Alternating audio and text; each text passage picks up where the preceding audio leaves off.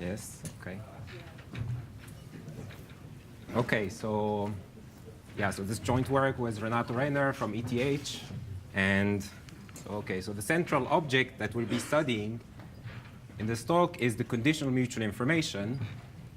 So what is this? So imagine you have a tripartite system, A, B, and C. And imagine you're from the point of view of B, and you want to measure the correlations between the systems A and C. Okay, so this is the central quantity we'll be studying. And the main difficulty is when the systems are quantum, especially the B system is quantum. Okay, and more specifically, the question we want to try to understand in this talk is the following.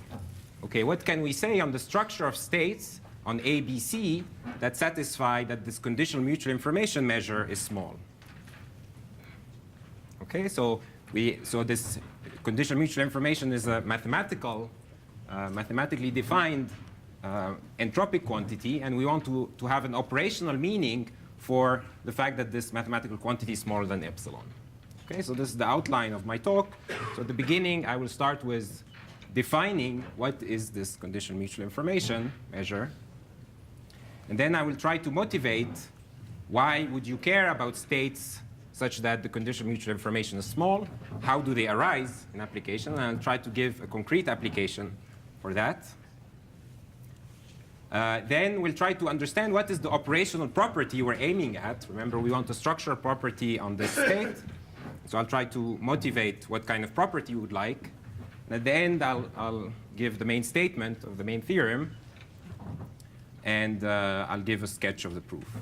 Okay, so as the title suggested, this operational property will be a Markov kind of property. And we'll see as the talk moves what exactly this means. Okay, so let's start slowly. And I want to define this conditional mutual information measure. So we'll start with just entropies. Okay, so this is based on entropies, more precisely on the von Neumann entropy. So the von Neumann entropy of a system A is a property that only depends on the eigenvalues of the density operator. Namely, it's the sum of the pi's log pi's, where the pi's are the eigenvalues. So in other words, just minus trace of rho log rho. And so this quantity is 0 if we have a pure state, and it's maximal. Its value is log of the dimension when we have a maximally mixed state. Okay? Okay, so this is a starting point. But now we want to define a conditional version of this entropy. So now imagine I have some system B, and I would like to define the uncertainty I have about the system A from the point of view of B. Okay, so the way we do that is the following, is we just define it as the entropy of the joint system A and B together, and I subtract from that the system I'm conditioning on, okay, which is H of B. Okay, with this definition alone, it's probably unclear why this is called the conditional entropy. And, but in the classical case, if you just write down this expression, you will see that it has very much of a conditional quantity flavor for the following reason. So if the B system is classical, then it takes some specific values, let's call them B, and I can write this conditional entropy, H of A given B, as an average of unconditional entropies, H of A, the plane entropies, for the conditional state. Okay, so if I have that B is classical, I can define a state of the system of the system A conditioned on the specific value B equals B. Okay, so that's, and of course this quantity is very naturally called the conditional entropy. Okay, however, in the quantum version, this conditional entropy is not the average of unconditional versions. And moreover, this quantity can even be negative when the state is entangled. Okay, so interpreting this quantity as conditional entropy is more subtle. Okay, so now we want the measure of correlation, so let's move on to the mutual information. And so how is this defined? This is defined between two systems A and C by simply seeing by how much the entropy increases if I forget the system A. Okay, so it's simply defined by the entropy in the system C, from which I subtract the entropy of C conditioned on A. Okay, so some simple limiting properties here. So this mutual information is 0 if the systems are independent, A and C are independent, and it's maximal. It takes a value of log of dimension of either of the systems when it's maximally correlated. In the quantum setting, it's similar, except that it can go up to a factor of 2 times log of the dimension when the systems are entangled. Okay, so now let's move on to the quantity we're interested in. Now we can define that. So this conditional mutual information is defined exactly as the mutual information, except that I condition on B everywhere. Okay, so here I put the condition on B and also in the other system. So it's H of C given B minus H of C given AB. Okay, so again, we'd like to interpret this as a conditional quantity. So in the classical case, when, especially when B is classical, then I can similarly write the state in the following form, where this rho AC of B is simply the conditional state, given that B is equal to little b. Okay, and it turns out that the conditional mutual information is simply an average of unconditional mutual informations for the conditional state. Okay. Okay, and again, as you might expect, for the quantum version, this is not the case. We cannot write this conditional mutual information as an average of unconditional versions. But nonetheless, this quantity cannot be negative. Okay, but this is a highly non-trivial result, and I'll get back to it a bit later in the talk. Okay, so now I hope that I have defined these quantities, and we have seen the ranges where these quantities live. Okay, so let us see, why are these quantities interesting? Yes? Just that the upper bound should be 2 even for classical, or twice the log of A. Like If A and C are quantum. Yes, yes, that's right. Yeah, yeah. Thanks.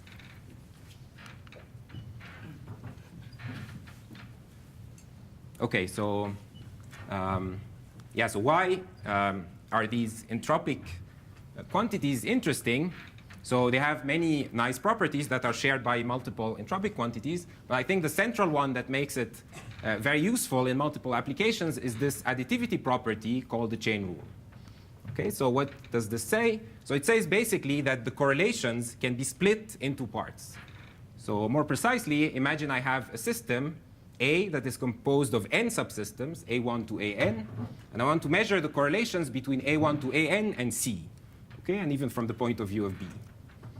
Okay, then this can be decomposed in the following way as the mutual information or the correlations between A1 and C plus the correlations between A2 and C, etc., plus the correlations between AN and C, provided that I condition on the right systems. Okay, so provided that the A2, the mutual information between A2 and C, I condition on A1 as well. Okay, so this is a very useful property. Let me mention just some applications of this property, some places where this property plays a crucial role. So one particular area is in communication complexity, where one is interested in proving results of the form that if I have to solve a problem n times, then this costs n times the cost for one run of this problem. Okay, and of course here this additivity property of the mutual information makes it a central information measure that is used to prove such results. And there will be a talk about these kinds of things tomorrow, the talk entitled Braverman et al. Okay. The conditional mutual information is also useful in defining entanglement measures, and namely the successful squashed entanglement measure is based on this conditional mutual information, and this chain rule translates into very nice additivity properties for this entanglement measure. Okay, another more recent type of application is in proving Definetti type statements.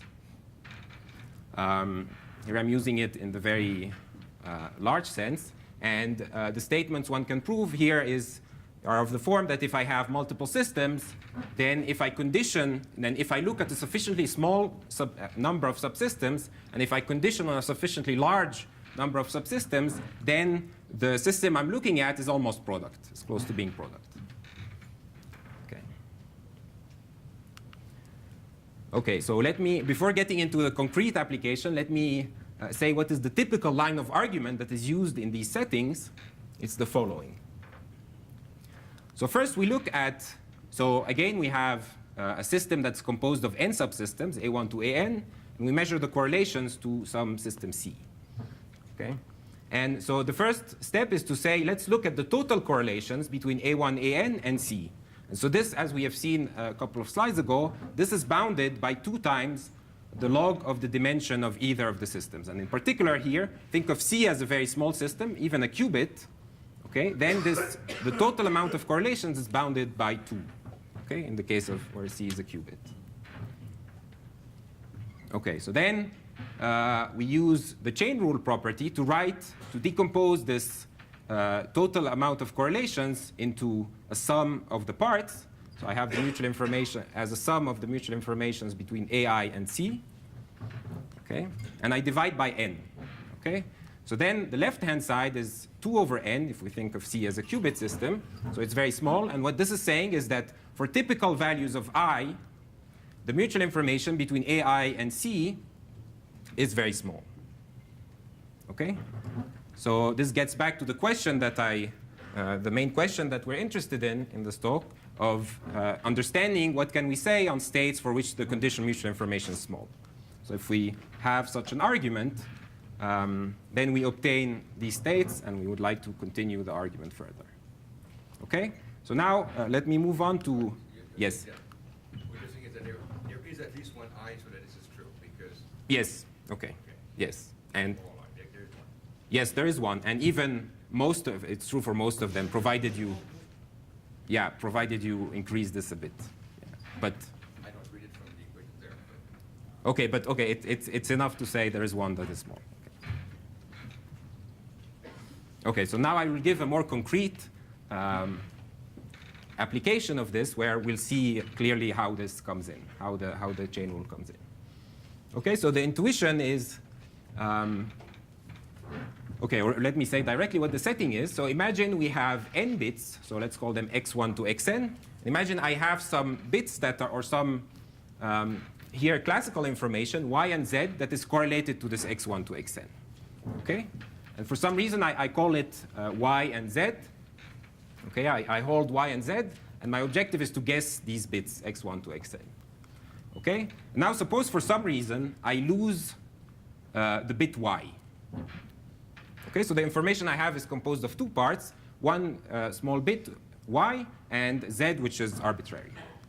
Okay, and suppose for some reason I lose the bit y, then I would like to say that I can replace the knowledge of this bit y by some subset L, okay, of the indices from 1 to n that is sufficiently small, okay, so L is less than 1 over epsilon, such that if I'm given these bits in this list, so this is what I denote by xl, then my guessing probability for xi, given z and these advice bits, is almost as good as if I had y.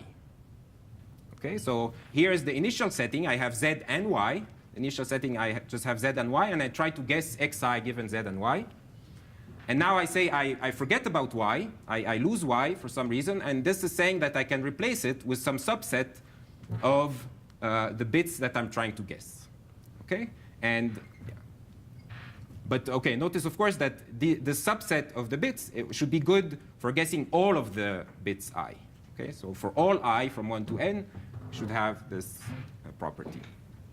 Okay, and so the way to interpret this is that the loss of y can be replaced by a small number of bits from x1 to xn. Okay, so how do we prove such a statement? And I'm starting with the classical case so that so that I can illustrate what is the difficulty in the quantum setting in a better way. Okay, so we want to prove this statement. So we want to come up with an algorithm that determines this subset L. Okay, so what do I do? So here is the natural algorithm. So you start with the empty set, the empty list. Okay, and you keep adding elements to your advice bits. Okay, so and here's how you do it. So you go over all i's, over all possible i's from 1 to n, and you check whether there is one such that the mutual information, the conditional mutual information between xi and y, conditioned on z and xl, is bigger than epsilon. Okay? And if this is the case, if xi is well correlated with y, then I add I to the list. Okay? So this is intuitively makes sense. I want to add elements xi that are the most correlated with y. Okay? And I continue this until until this terminates. Okay? So now I want to show you that this algorithm proves the theorem. So for that, I need to show two things. So first, that the algorithm doesn't take too long, so it terminates in a small number of steps. Okay? And the second property is that when the algorithm terminates, I have this property that I wanted, that given xl, my guessing probability for xi is almost as good as at the beginning, when I had z and y. Okay, so how to show this? Okay, so let's start with the first claim. Yes. Yes. Sorry, Yes. what's the property Yes. notation Mhm. X subscript L mean? X subscript L is simply the indices xi where I is in L. Oh, I see. Yes. Okay. Okay, so yeah, let me prove the first statement that the algorithm terminates in a small number of steps.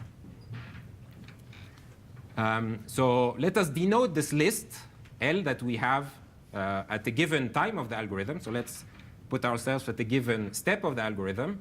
And yeah, the list is I1 to IL. And let's do the following. Let's consider the conditional mutual information between all the elements in the list, so x of all the elements in the list, and y conditioned on z. Okay, so this is the total correlations between the elements in x and y conditioned on z. Okay, so then using my favorite property of this mutual information, this chain rule, I can decompose this conditional mutual information into parts, and in particular in the order in which the algorithm added them. Okay, so I write this as the sum from p equals 1 to L of the mutual information with the of xip, which is the pth element that was added to my list, and y conditioned on z and the previously added elements to the list. Okay?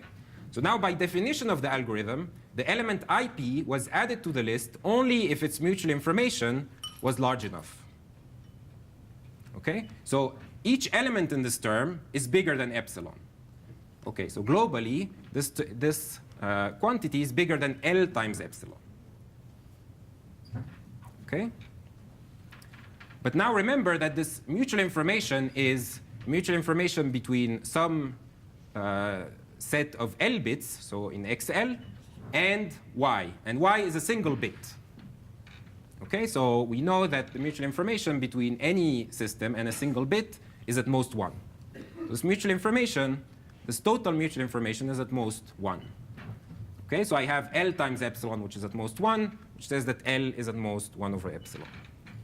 Okay, so this shows that this algorithm cannot run for too long. Okay, because these mutual informations add up, and they will add up to at most 1. So my list has length at most 1 over epsilon. Okay, so I've shown the first claim. Now let's move on to the second claim. So what happens what can I say when the algorithm terminates? Okay, so when the algorithm terminates, then this condition is not satisfied for any I. Okay, so the mutual information is small for all i's. Okay? And so intuitively, if this is a good measure of correlation, it should be that this means that when I want to guess xi, the y is not so useful because it's close to being product. Okay? And this is what the statement you can prove is that, okay, so we have that for all I, this mutual information is smaller than epsilon, but using the property that I described at the beginning, when the conditioning system is classical, we have that this conditional mutual information is an average over the possible values of the system I'm conditioning on of the unconditional mutual information. Okay? And when the unconditional mutual information is small, this we know using Pinsker's inequality, for example, that we know we can say something on the structure of the distribution of which we're computing the mutual information. Namely, that this distribution, this joint distribution, is very close to the product of its marginals. Okay, so this is what I'm having here. Okay, so now if I have a distribution that is close to the product of its marginals, then of course having the system y in order to guess xi is not useful. Okay, so this is how the argument works. You just do some, okay. And so you get that the guessing probability of xi conditioned on z and the advice is at least the guessing probability I had if I condition on z and y minus a small term that depends on epsilon.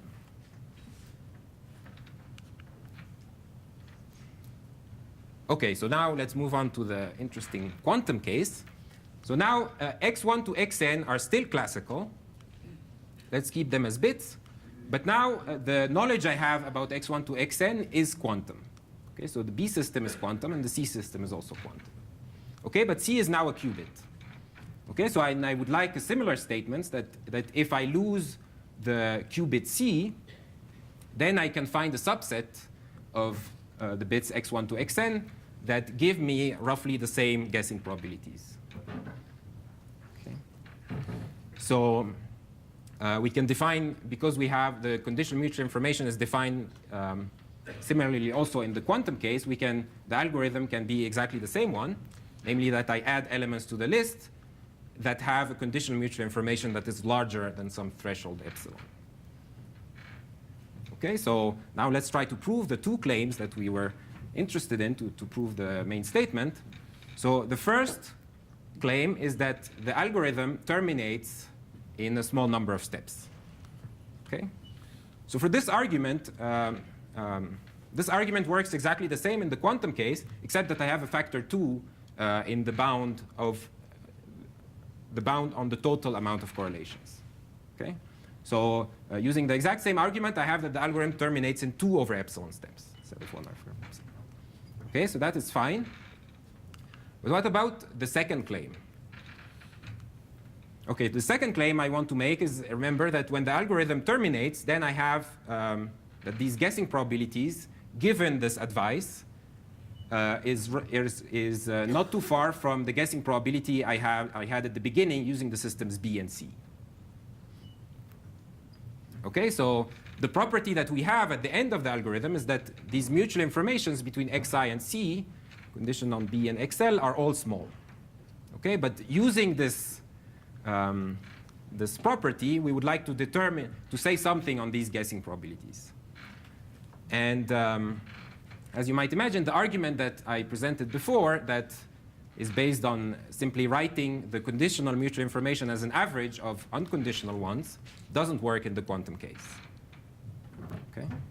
So we need something else. Okay, so let me see. Yes, so I hope this motivated the fact that we need some nice operational characterization of the set of states for which the conditional mutual information is small. Okay, so now let us move on to the second part, which is about what kind of structural property we would like for such states.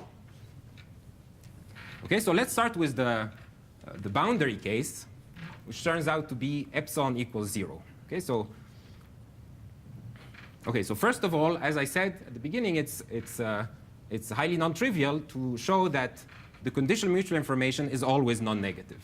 Okay, and this is known as strong subadditivity. It's a fundamental theorem in quantum information theory. And so basically the question we would like to understand now is what are the set of states that saturate this inequality, for which we have an equality here.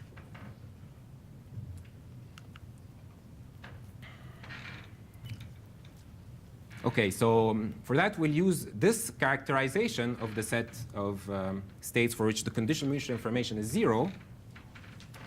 And this is what we'll call Markov chains. Okay, so Petz showed that if you have a state, a tripartite state, such that the conditional mutual information is 0, then it has the following property, that if I take the marginal on AB, so if I take rho AB, I trace out C, then there is a map, a quantum channel, that takes